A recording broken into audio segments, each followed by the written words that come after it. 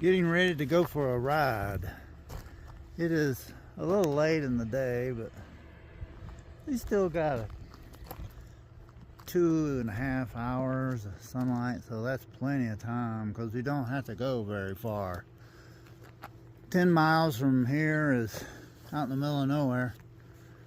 So we got the DRZ all ready to go. This will be the last trip of the rear tire on the DRZ. We've got a little bit larger brand new tire to put on tomorrow, and we will go through and adjust the chain and do some cleaning. It's really gotten dusty in the engine, and once that grime starts building up, you need to get rid of it. And on the rims too, we'll have to do some kind of dry wash thing. I'm also thinking somehow of protecting the seat, but it is a really thick vinyl. Put that on myself. I think it did a damn good job, especially considering it had these seams on both sides that had to stay symmetrical.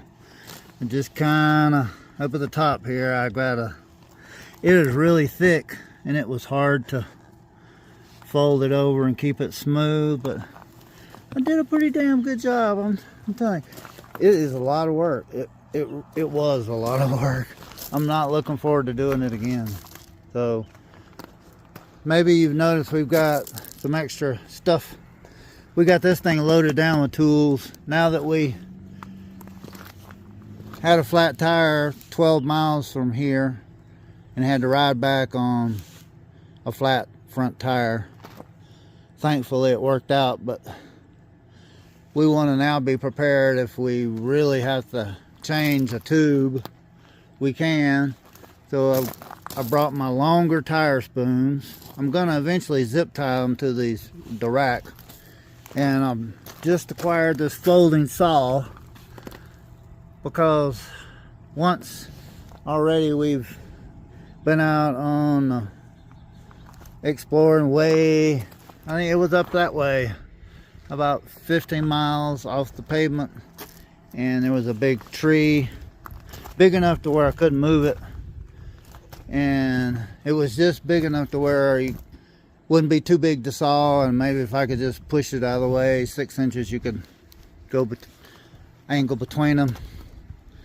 And two, say you do have to change a front or rear tube, how you going to do that?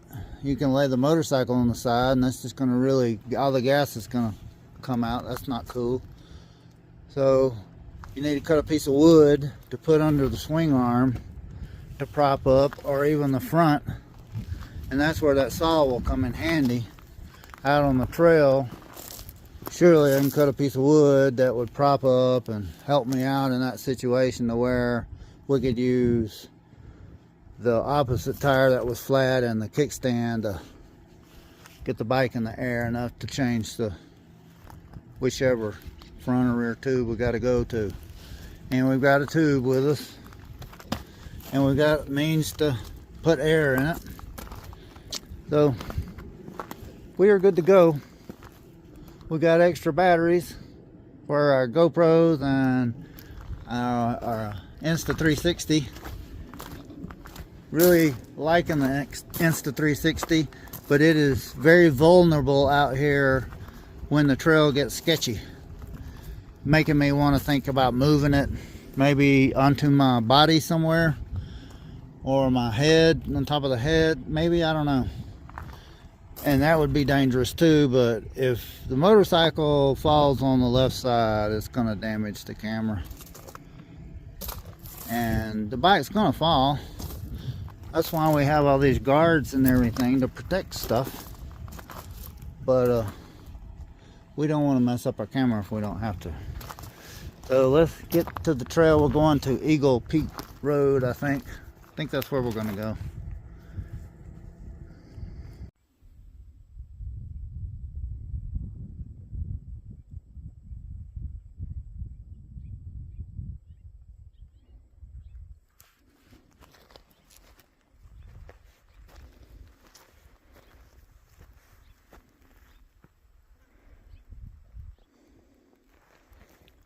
That's where the Drz400 River cuts through the mesa up there. This is Forest Service 233 that will lead to Eagle Peak. First you got to cross over the Drz400 River. It's a stream right now, but it does have water seemingly year-round, which is awesome for the local wildlife. And you can see that the river at one time was much higher than it is. Just a little trickle on the other side of that tree right there. Oh, wow. This is all concretion.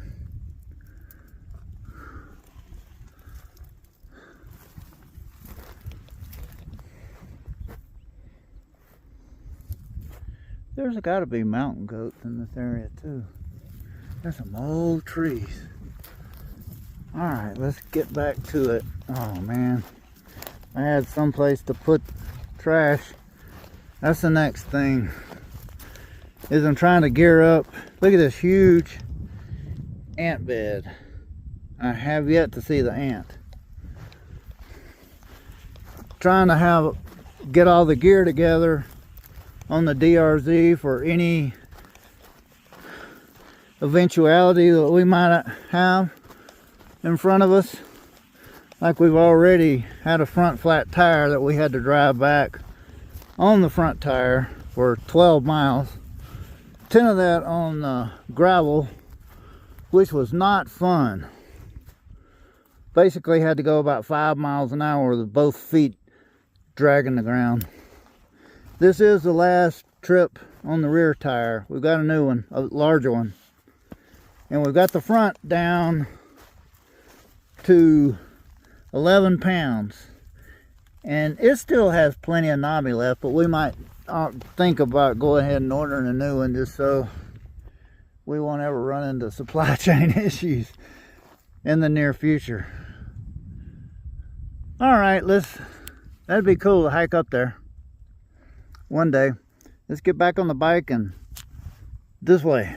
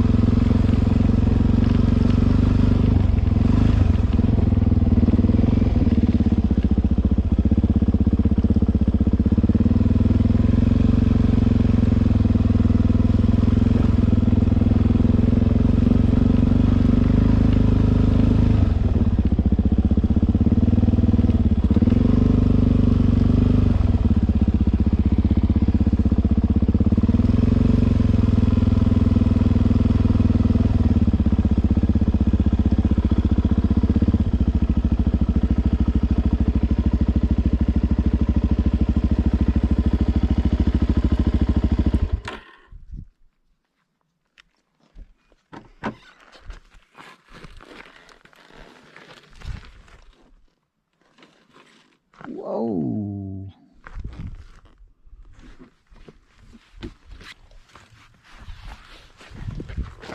Jeez. Whoa.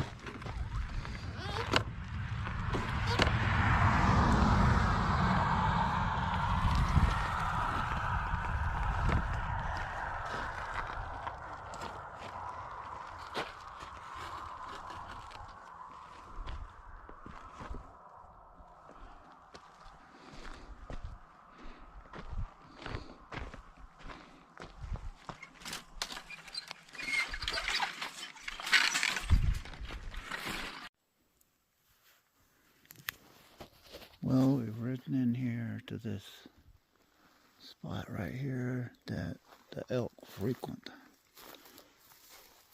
We haven't seen anything, but we're just going to chill out here. It is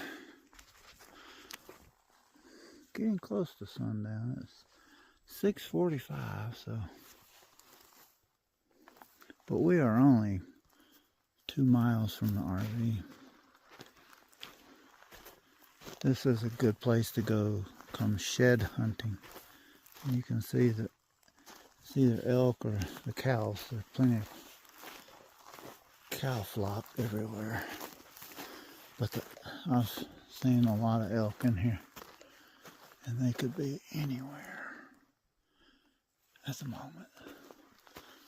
This is a good place to come shed hunting, to walk up through these parks. Guess you would call this a park. And a sign everywhere.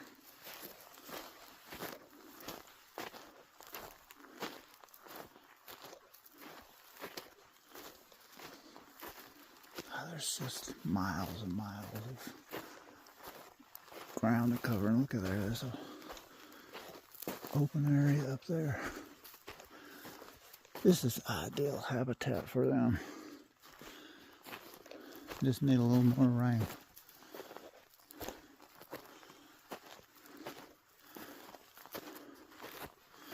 This is not the ideal clothes to be hiking in.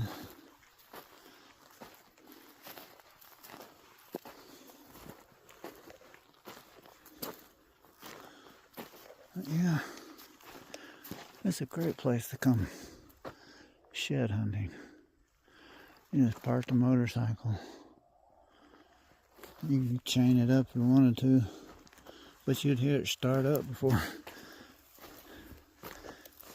or even somebody would have to walk in here. You can hear a car, truck, or whatever coming. And look at that, you got this beat down right here.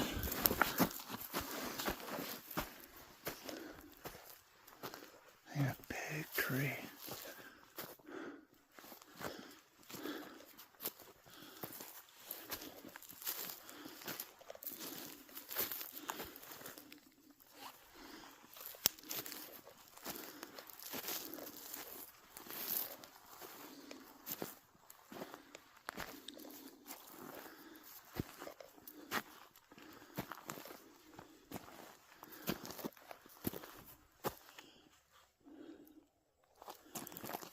Here's a piece.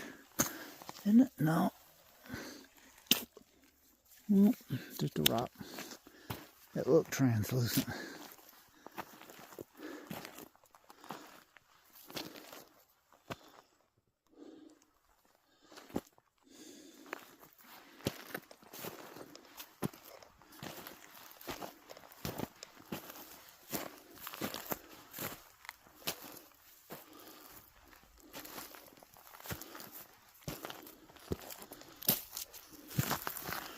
They probably come up in an area like this, on this ridge, and bed down while a few others stand guard.